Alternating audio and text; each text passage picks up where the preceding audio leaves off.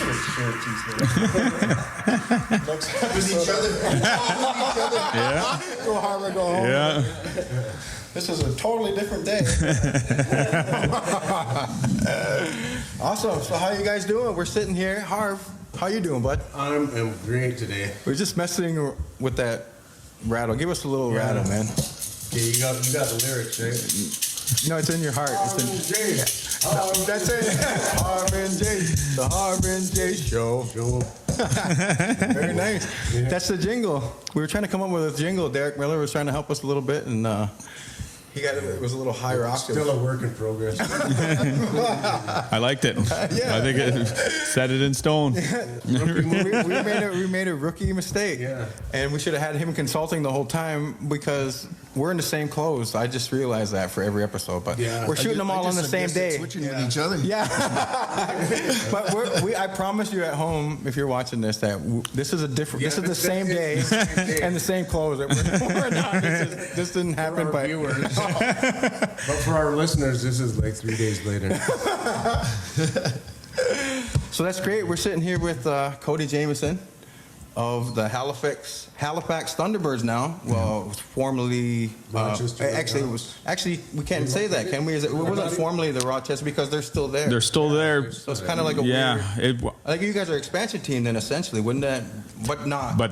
They were the expansion team. Oh, really? Yeah, Rochester was the expansion team. Okay. We were they do say we are formerly the Rochester Nighthawks, and they're the new Rochester Nighthawks. Right. I usually tend to leave that part out just because it gets so confusing. Yeah, that is confusing. Yeah. But that does make sense. So they moved to Halifax, and then another team resurrects in Rochester. Kind of like the Winnipeg Jets thing in hockey, right? Again, they had to come back. Exactly. Yeah, but they're Phoenix. Yeah, but they're a hockey fan. But Winnipeg's team is the Phoenix Coyotes, right? Right.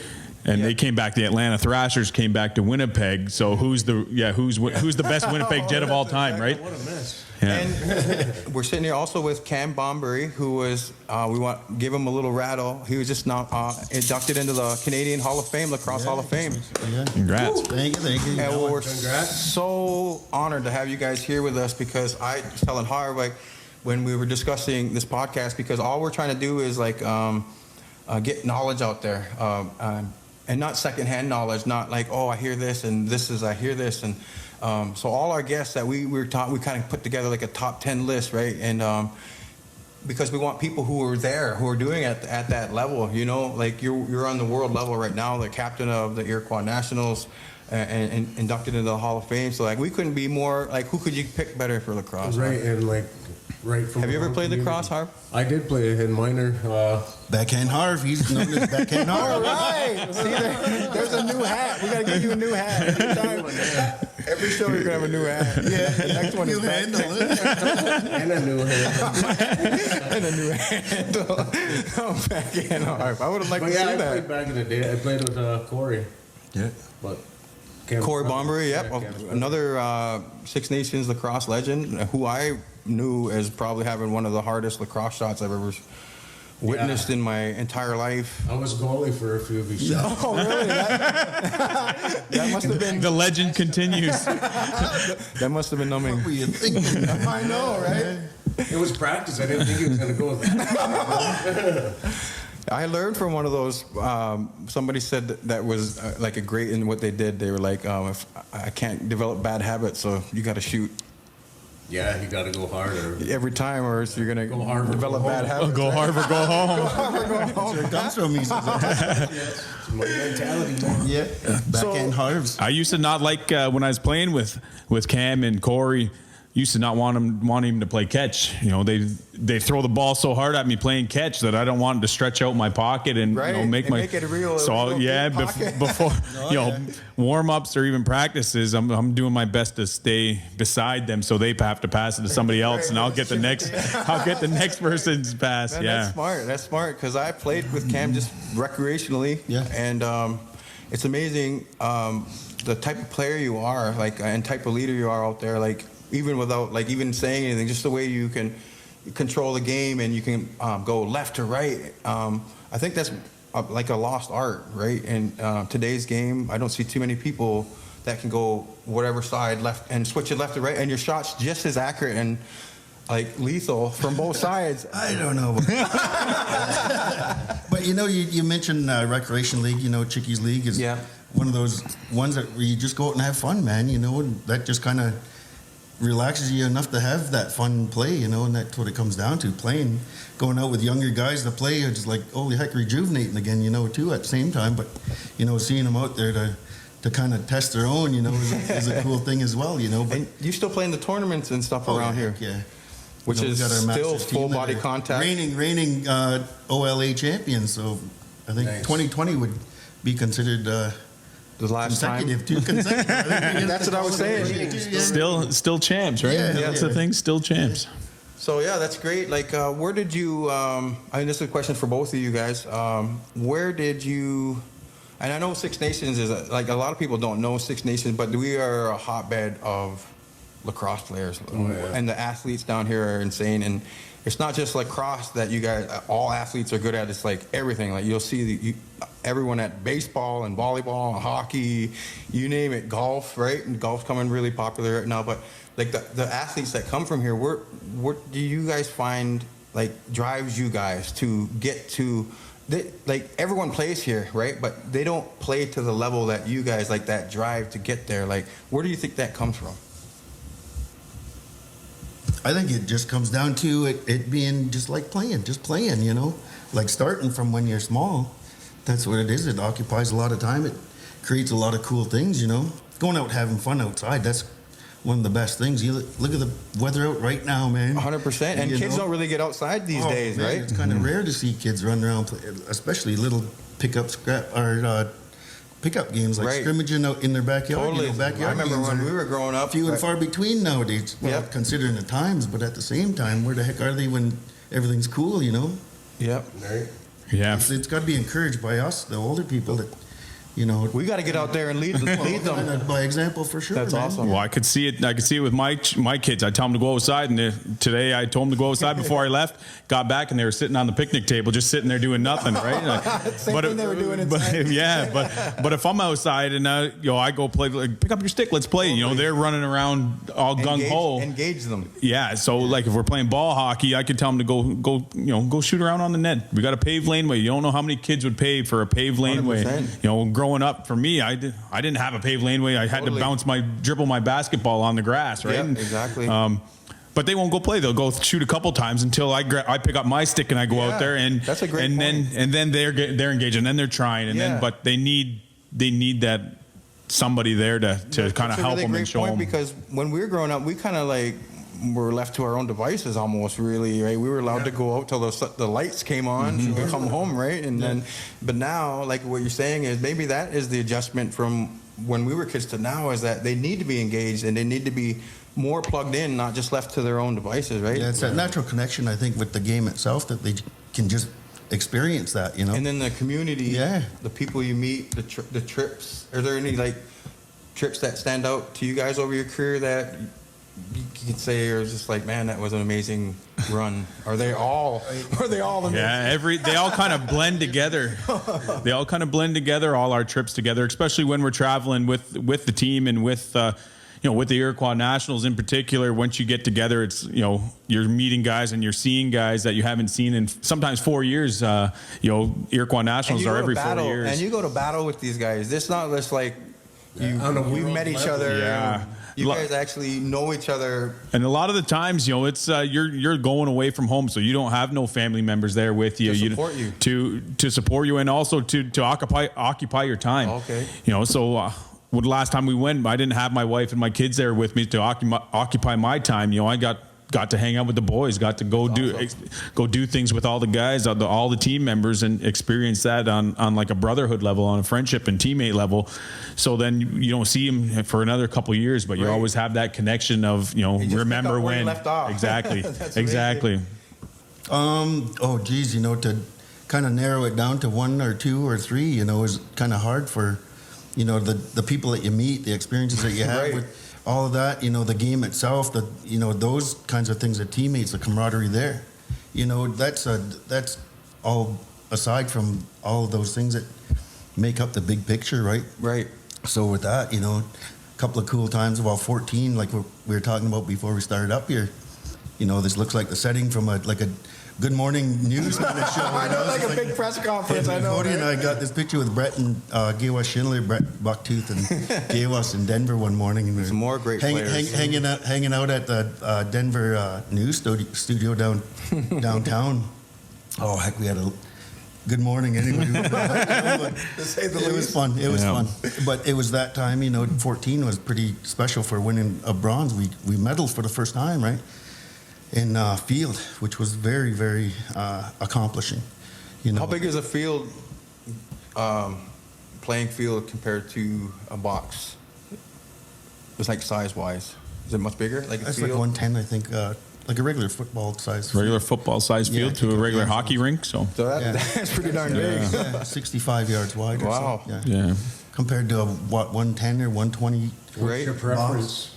Do you have a Would you rather preference? play box or field, or just playing in general is awesome? Yeah. Anytime you pick up a stick, I could argue that some of my best games have been in box and field and the backyard. I'll throw the backyard in there. I still got a couple of highlights in my head about a couple goals I scored or a couple moves I pulled in the backyard. So anytime I grab a stick is it's special. Anytime you pick up your stick is special. Awesome. Backhand Harv, right? That's where you get those nicknames, right? In those backyard games, right? Yeah, that's fantastic.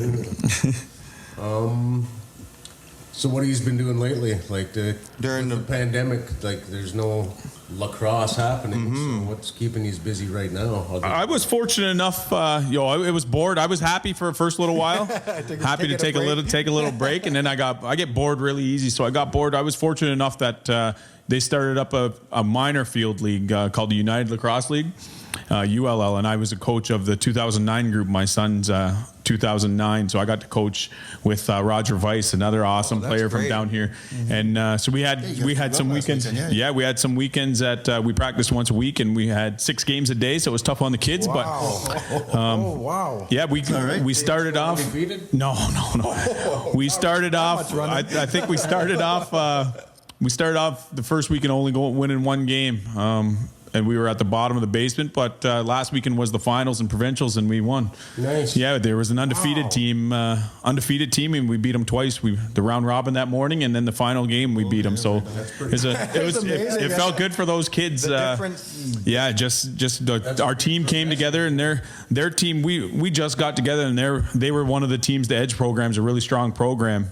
So and they've been practicing. They've been practicing for a year, right? For a year or two. Been around for 20 years. So they've been practicing together that whole time, and we just we had a good group of kids, a good athletic group. 3 boys from down here in Six Nations, and St. Catharines, Hamilton, Burlington. Our team was just a mixture of a bunch of different kids, and we had a good group, and kind of came together at the right time. So that was exciting for me, just to feel that adrenaline, feel that little rush, that lacrosse fix, that lacrosse rush. That's what I've been up to. That's awesome. Congrats on that. Thanks. And that just goes to show, this can be done in a good social distance atmosphere. That's lacrosse, being able to be played outside, Right. I think that just kind of promotes that as well. As like, it can be done. We can have gatherings wherever we want. These guys actually had a league going that their kids participated in. And it was safe. Cool as heck, yeah. And it was successful. They did it in a good way, yeah. Yeah, heck yeah. Yeah, it's still possible to keep things going. And I think it is needed for the kids to keep them occupied, so don't go.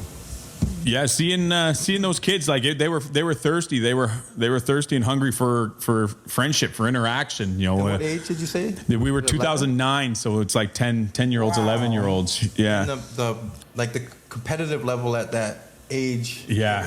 Is it ramped up? It's developing. Their skills are still developing. They're kind of just learning to tie the damn shoes. That seems like a young age, right? To be on the world level, right? On that stage. It was fun. It was fun because it was.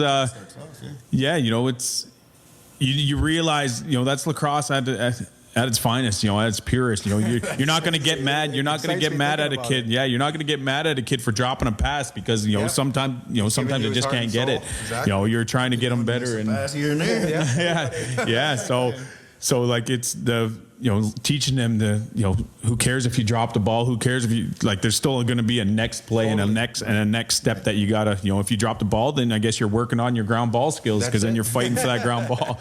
If you lose that ground ball, I guess you're working on your defensive skills, because you got to play defense after that. So it was just fun to be in that atmosphere with all these kids. And I don't think people in the general population understand that lacrosse. I dabbled a little bit. I'm not anywhere near a lacrosse player but in spite of that, the skills it takes, I play hockey and stuff like that, and I can glide around, but you have to run in lacrosse. But you have to be like thinking of like getting hit. You have to be thinking of people breaking. You have to be thinking of defenseman shifting and goalie positioning, and these are all great things to think about. But you have to be thinking about like that, boom, boom, boom, boom, boom. Like there isn't a chance. And then not only that, you have to get shots. So you're using all your five senses, and then still finding those spaces. And then to me, it's just the most difficult sport that I've seen in my life, and it's crazy. Would you guys agree with that? Yeah, go ahead, Cam. Go ahead first. So me, it's funny that you said that, because that's just the way I think too. And I talked to my dad about it.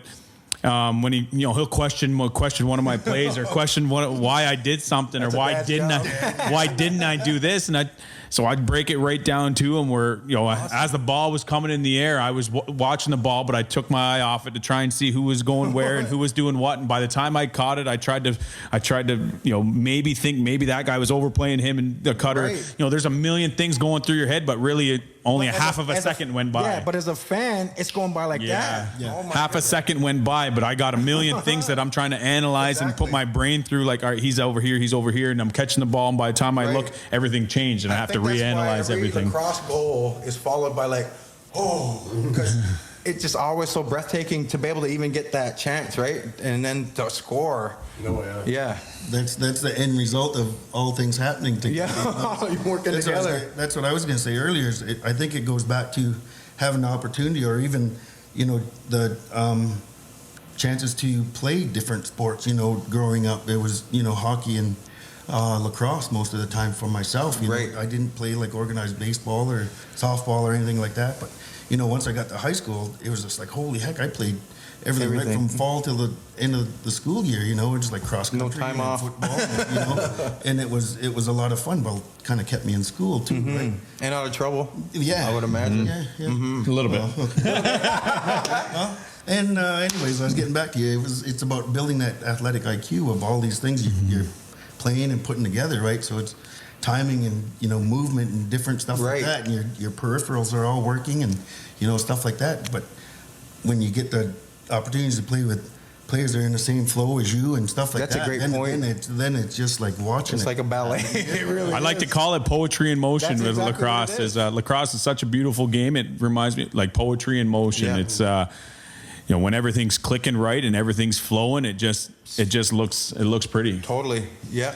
One of the big things that I'm dealing with, with my son right now, my older son, is, kind of trying to show him, the basketball moves within lacrosse, or the football moves within lacrosse, or the like just trying to incorporate like the other sports. Agility and MMA takes all the Yeah. So I'm just trying to, relate that to him and advancing the game. Trying to tell him, just imagine you're a running back, and he's really fast. So one of his things in field lacrosse there, we'll give him the ball, and we could just call it the human clear, right? Just run by everybody and get it past half, and then you can change after that. Fantastic. So I'm trying to tell him he had a thing of where he would run right at the guy and then he'd get hit and maybe drop the ball, maybe not. I'm telling him those are 50-50 players. Yeah, right? Well, I said, why even straightest route though, Dad? I said, why even run at that guy? I said, why not run this way and make him chase you that way? And if he was running too fast, then you cut back just like a running back. 100%. And trying to take all these other sports that he enjoys and that he likes, and trying to show him that every sport is the same. Every sport, you can bring certain aspects of your game, of your strengths, to every single sport out there. That's a great point. Yeah, you look at Gretzky, how he complements lacrosse. being one of the biggest boosts for his hockey, so that's saying he learned a lot of that agility from lacrosse, playing lacrosse. Wayne Gretzky, right? What he would kind of known as and he idolized Gaylord Paulus. Hey, who didn't? That's my uncle. Hey. Yeah, a lot of people don't know. My Ross Paulus is my grandpa, and Gaylord Paulus, He was my neighbor growing up. Yeah, so we were on that. We were on that. See, that's why we've known each other our whole life. Right. Playing on that pond there. You guys remember we were playing right on my grandpa's rink right there, the ice. Great times. Oh, heck yeah. Rattle. Okay. Let's hear the Harv rattle. That's awesome, man. Yeah. So yeah. So, like growing up, who was some of the players you looked at? Yeah, that's a great question. Was there people you guys looked up to? Yeah, it was honestly. I was just on a podcast 2 days ago, and I got the same question. Honestly, it was almost the whole team in front of me. Awesome. It's there were guys 2 years older who played with my brother. And then when I was like a kid, it was the 97, 98 Arrows. He played for a while. He stopped playing now. Okay. But it was the the Arrows back in the day. I always wanted to play for the Arrows. So Six Nations Arrows, for people who don't know, they're a storied franchise. They're a storied franchise, exactly. This year would actually be 40 years of Six Nations Arrows. Which is Junior A, Major Junior A. Well, 30 years Junior for C or Junior B. It started off OLA Junior B back in 80. Wow. So that was a long day. Right. And the guys that I remember from that team is like Dalby Paulus Sr. Wow. Kim From Smith, the 80 Junior B team. Jimmer, happy birthday today, brother. Wow, that's great. Junker, guys like that were around back then. Amazing. But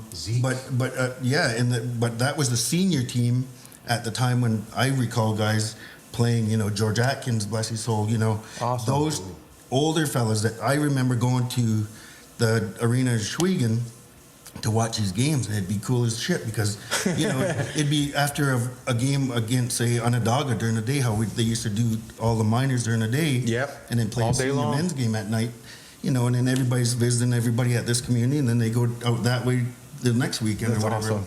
But, it was just a legacy of all those guys that I recall watching, when I was like 7, 8, 9, 10, something like that. It was just like a rink rat, That's awesome.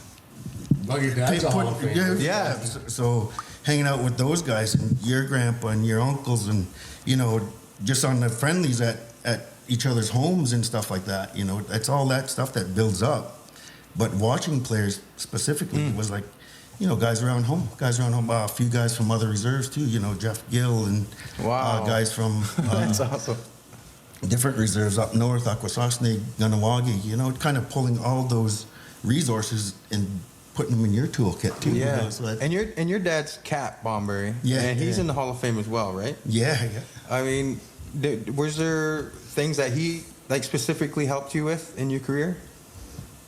Give me a ride to the arena. Got me a stick all the time. Not all the time, but it was that type of thing. It was going to visit like Enos Williams, seeing him in action. Going to get a new stick or stick something. made. Yeah.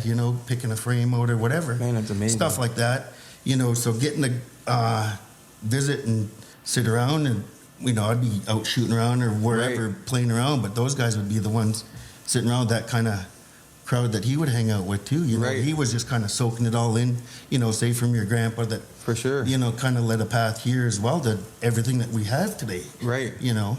Talking about the 2022 World Lacrosse Championships. And the exclusion of the Iroquois Nationals. Yeah, they fielded 8 teams that didn't include the Iroquois Nationals, who are, I think, ranked 3rd in the world, which is crazy when you think of any kind of it's crazy because team-based. Lacrosse is from our. That would be like in the NBA if the Lakers were omitted from a tournament. They're 3rd place, behind Milwaukee and Toronto at the end of the season. It just doesn't look right when they release the top 8 teams and the number 3rd team is not there. I don't know. Can you guys speak on that a little bit more? What was going on there?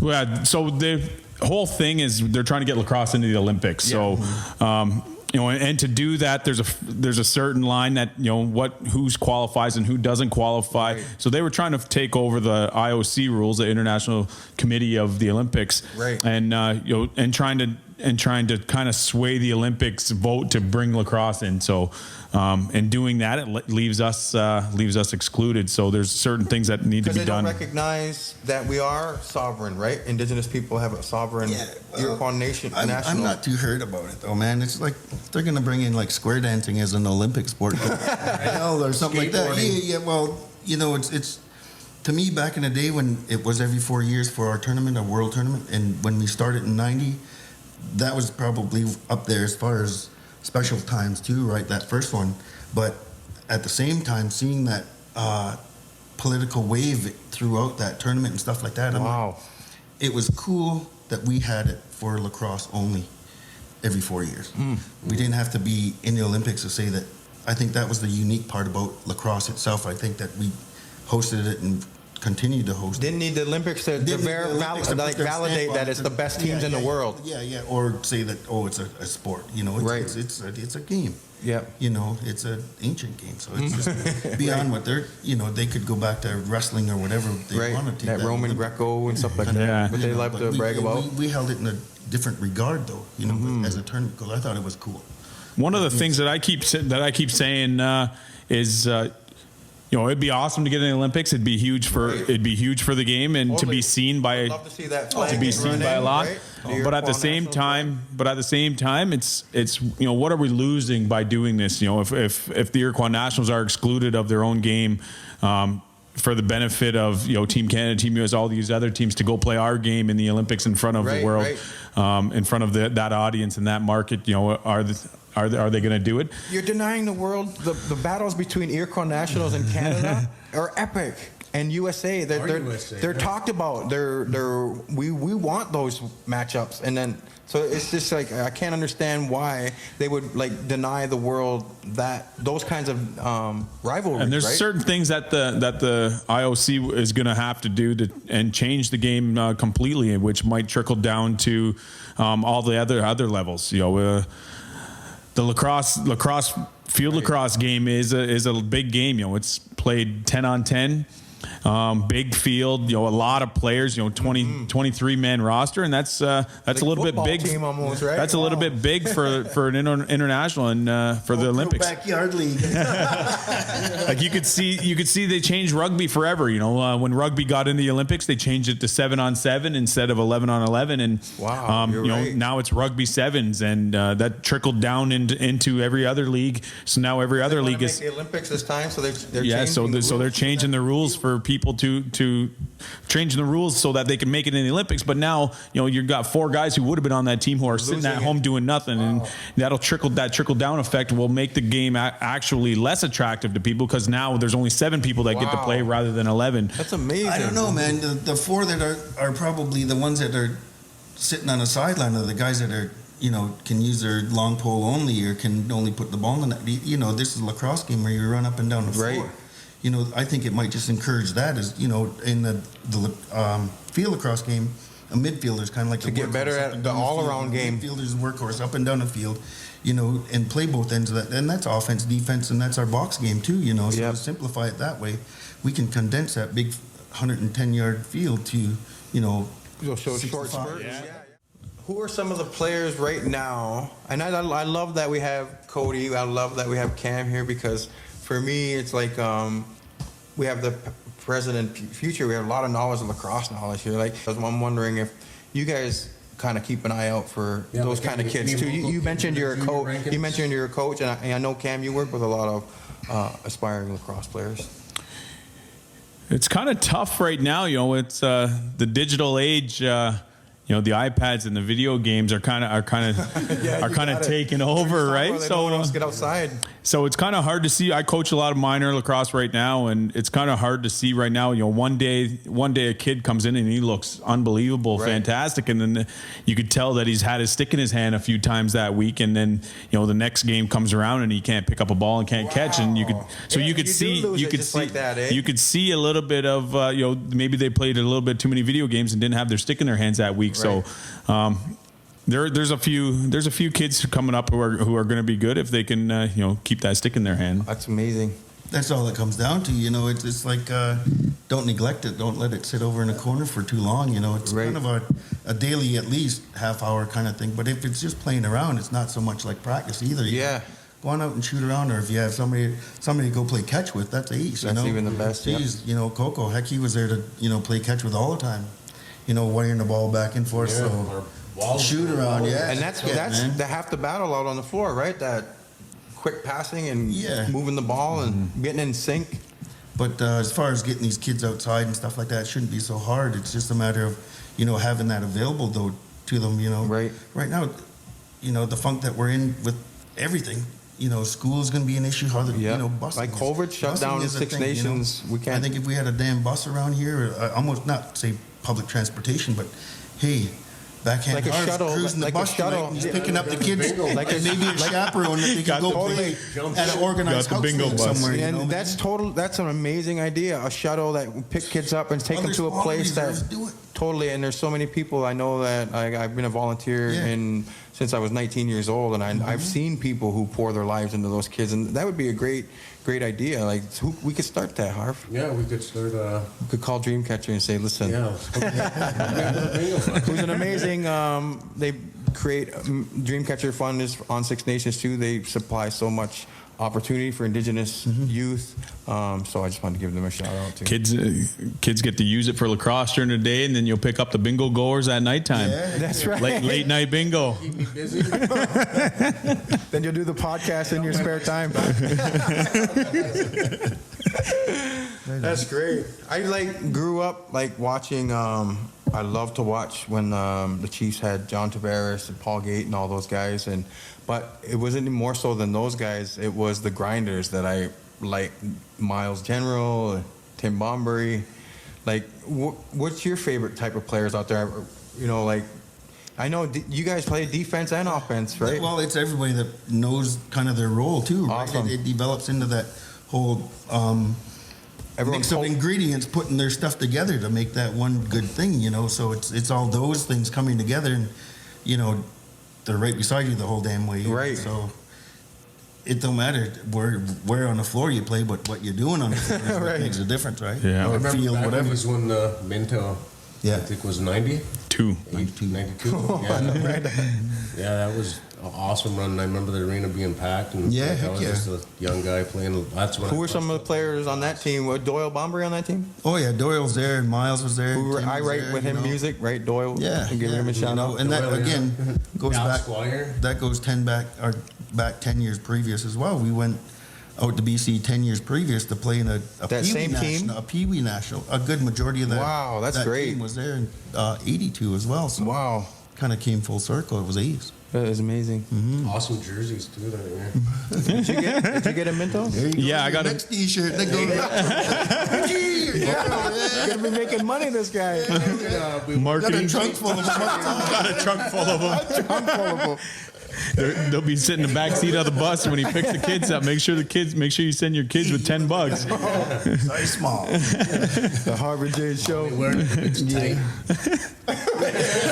Mohawk mediums only. If it's tight, and you know you ordered them tight, Harv. You act surprised when you put them on, but we know you ordered them tight.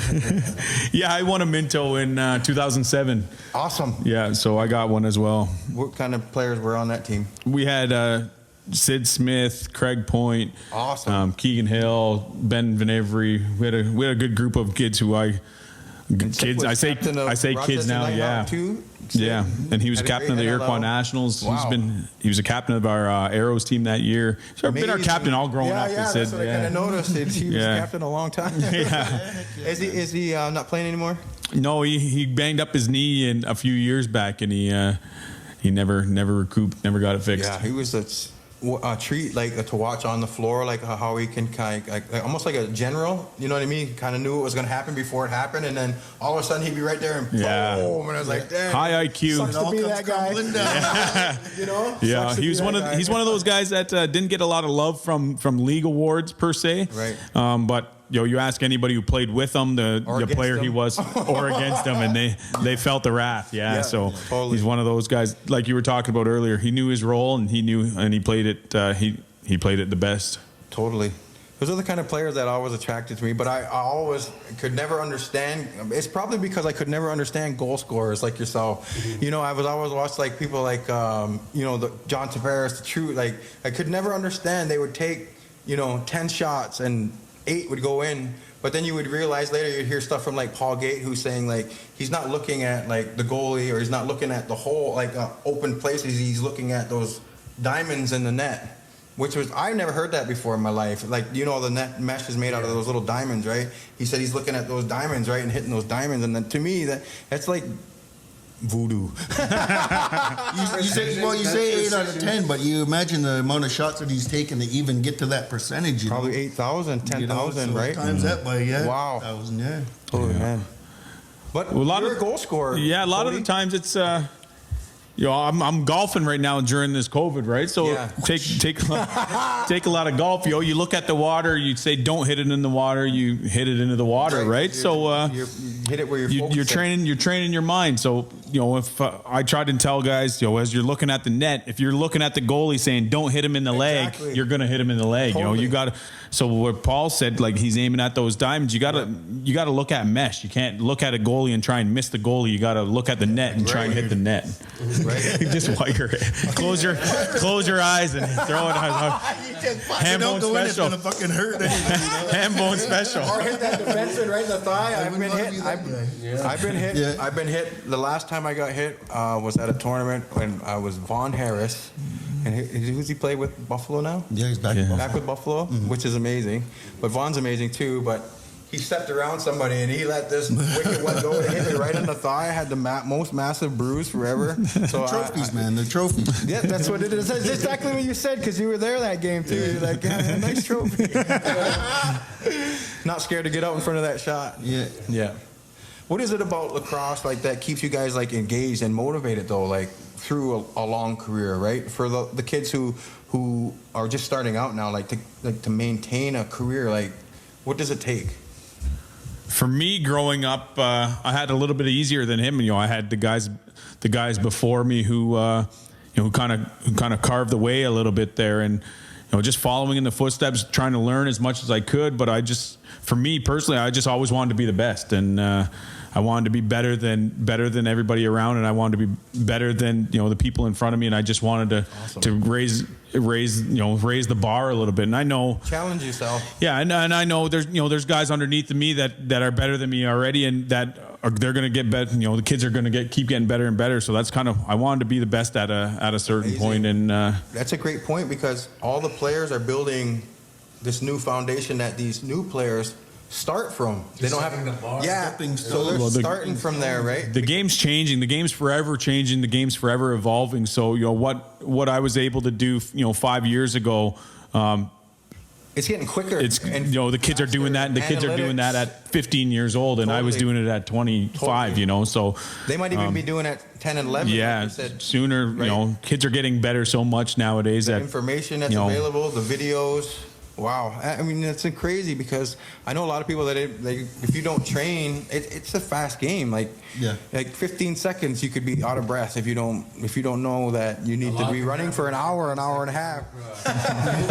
If you don't get off the couch every once in a while, that's right. Yeah, it gets pretty tiring. Yeah, but you know, I think at the same time, kids that go out and play pretty often are pretty decent shape to begin with. You know, the parts of the game that keeps you moving, keep you active, keeps you young, and that just kind of balances everything after that, Yep.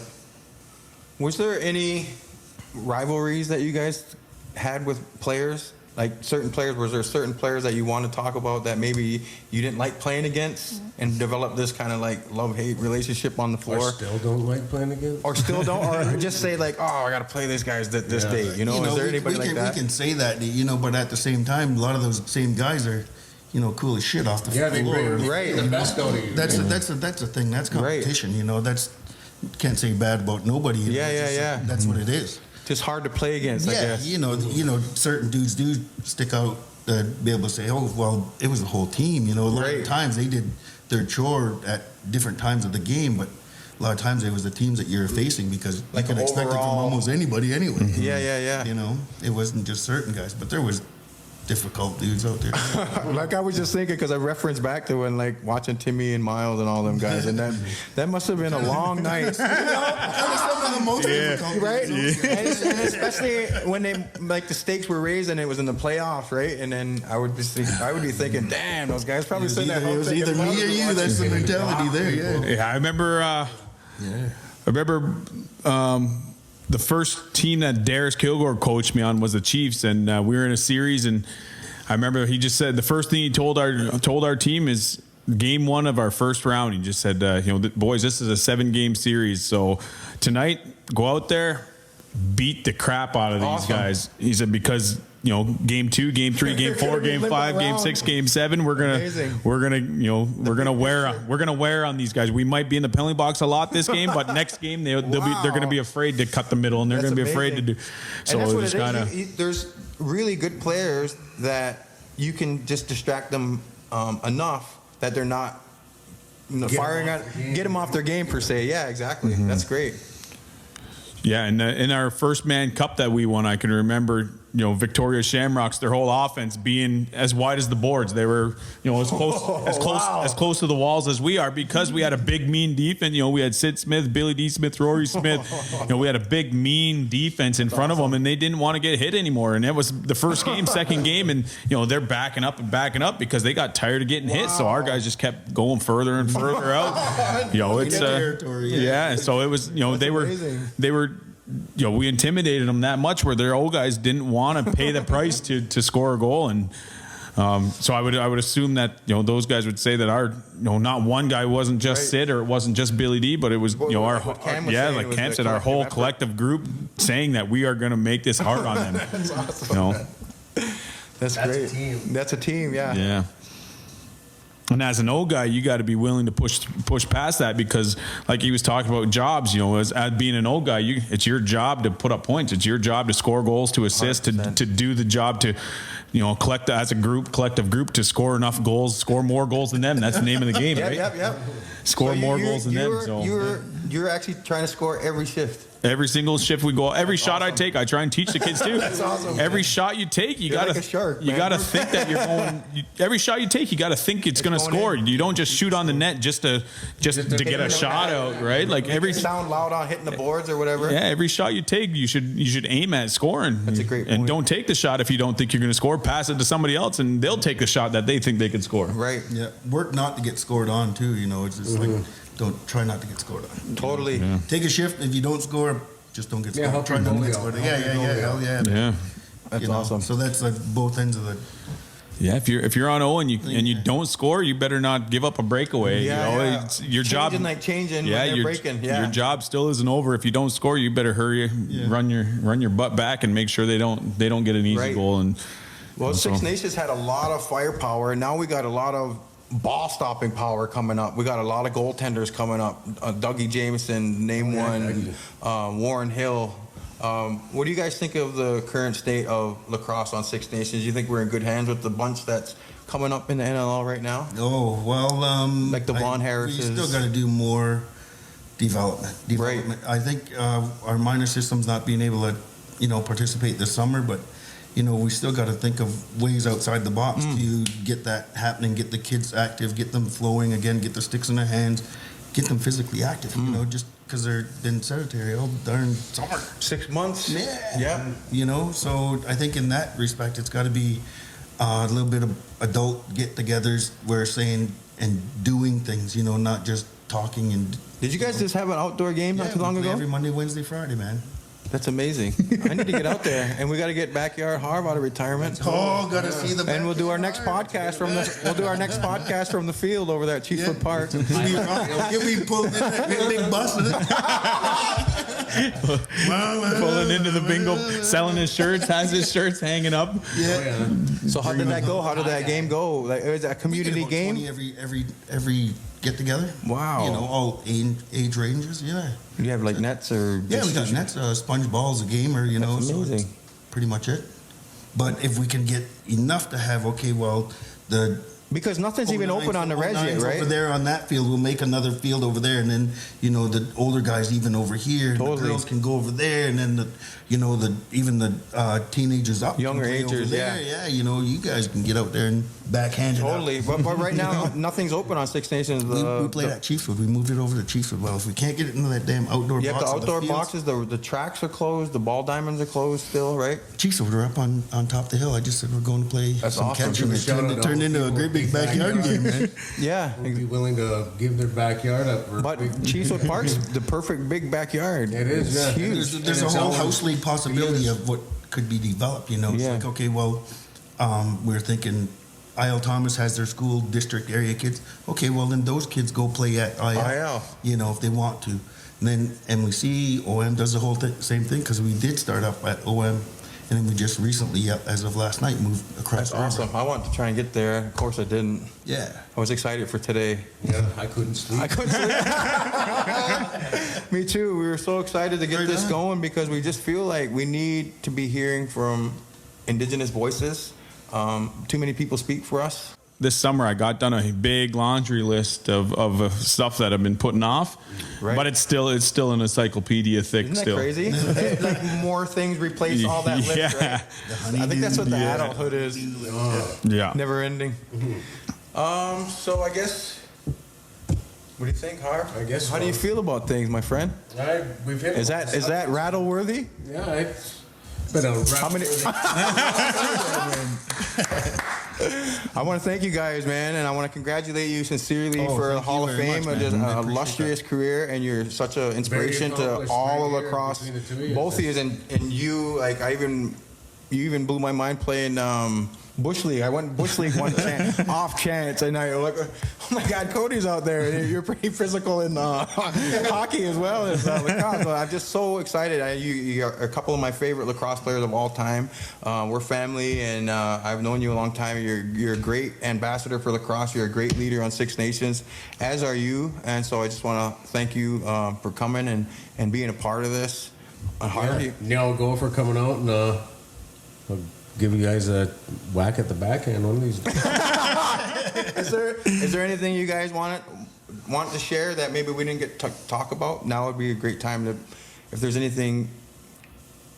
Well, I just want to say now to you guys, because you guys, kind of put this idea into motion. Took it to another level of just saying, here, then let's do it. Totally. So that in itself, that first step is always the biggest. So in anything, encouragement to always be able to, take that first step. Don't be scared to take that first step. The school thing for the kids right now is kind of a funky thing, but I think to have something not going their way, I think we have to fulfill that with something good and positive, stuff like that. Start thinking outside the box, like you said. It's got to be something around. Because everything's different now. We can't do things pre-COVID because everything's different now. Yeah, Protocol, respond to it. It's our adaptability now. How do we create something good, Right. Yeah. Awesome. Yeah, thanks for having me. I was talking before we got on here, and it's the podcast thing's up and coming, right? Yeah. It's the content people want. They were stuck at home. I was saying, people's no longer listening to FM radio and AM radio, and some don't even have TV. Some satellites are gone. Cables, it's everything's going to be digital. So I've been talking about creating my own podcast. That's why I'm excited to be here and see this. Great, and well, maybe you'll shoot it here. We'll build you a set. Yeah, so you can shoot it here. We can build you a set. So you can do your own show right here, dude. Thanks for having me on your on your third day of filming in the same clothes. I swear we didn't do that. All right, let's take the rattle out. Thank you, guys. Thanks for tuning in. We'll see you next time.